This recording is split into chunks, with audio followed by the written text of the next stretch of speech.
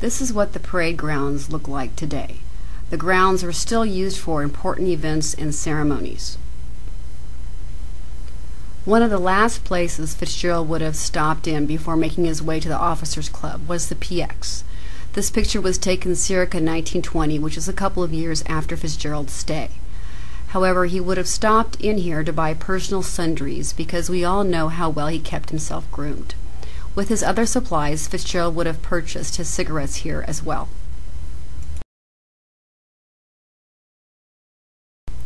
Now we are coming to the most important part of my presentation, and the most difficult to find and verify. Without the efforts of the fort's historical engineer and a retired history professor, their maps and their eager curiosity, I would have never been able to find the location. But I digress. The show must go on. The Officers Club, where Fitzgerald wrote from sun up to sundown on Saturdays and Sundays, was built in 1867. This black and white photograph was taken circa 1905. This is the side view of the Officers Club. This next photograph was also taken around 1905 and is a colorized version of the front view of the Officers Club. This next photograph of the Officers Club was taken circa 1910. This view shows the front and left sides of the building. This photograph of a snow-trimmed Officers Club was taken sometime between 1911 and 1920. This last known photograph of the Officers Club was taken sometime in the late 1930s or early 1940s. Sometime during the 1950s, a new Officers Club was built in another location on the fort, which featured a swimming pool.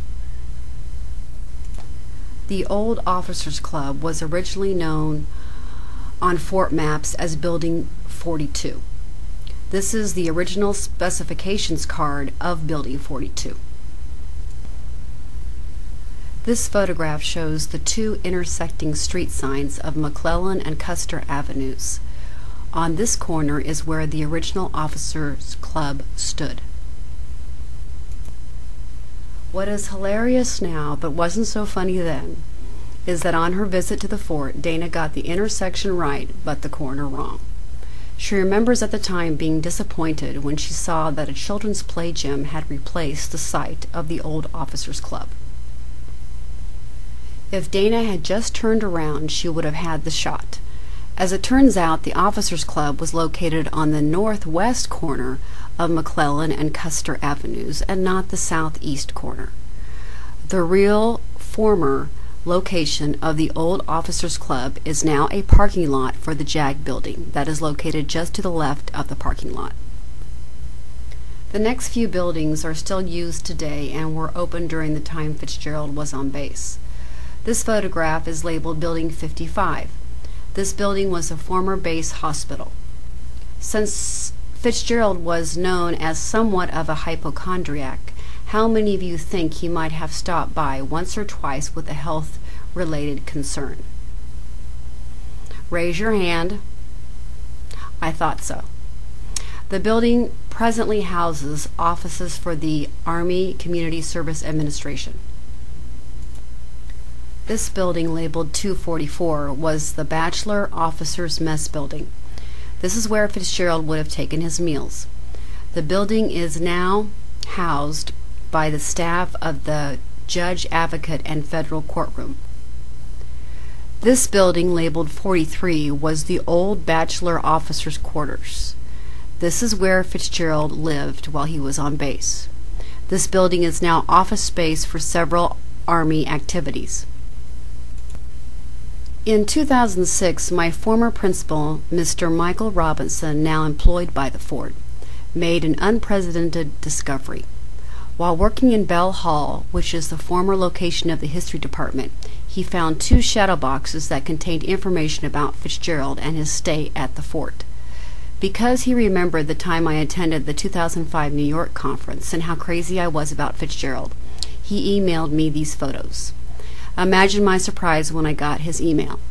That is when I decided to change my focus on Fitzgerald from the 1920s and fashion to his time he spent at Fort Leavenworth.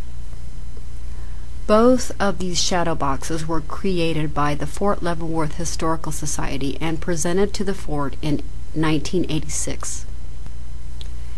A Mr. John Richley, former history professor at the fort and president of the Fort Leavenworth Historical Society at the time, came up with the shadow box idea to honor former famous people who once attended Fort Leavenworth.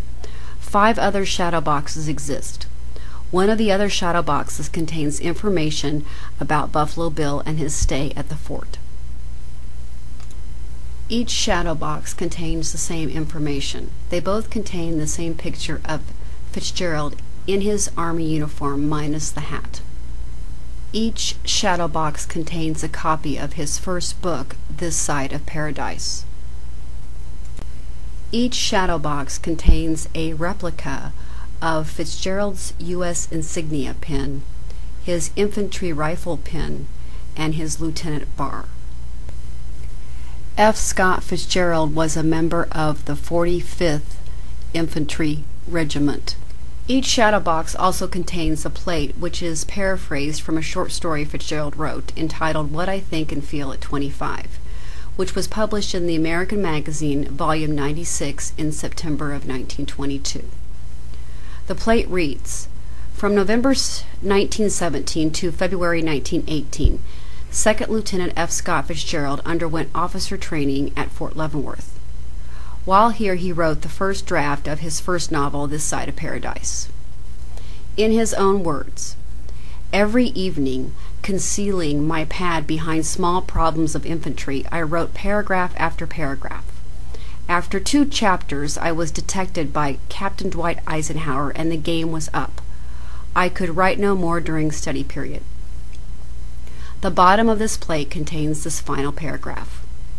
In the basement of the Post Officers Club, which has since burned down, he wrote from 1 p.m. to 12 a.m. on Saturdays, and from 6 a.m. to 6 p.m. on Sundays, completing the 120,000-word draft in 3 months.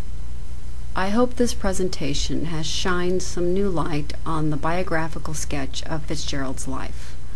I am so proud to live in the state of Kansas, which houses Fort Leavenworth, the oldest active Army post west of the Mississippi River, and has served the needs of our nation since 1827. In 2007, the Lewis and Clark Center opened and became the new home to the Command and General Staff College. The building houses the new Combined Arms Research Library known as CARL, and classes for the School of Advanced Military Studies and the School for Command Preparation are located in Eisenhower Hall, which just happens to be located across from Mr. Robinson's office.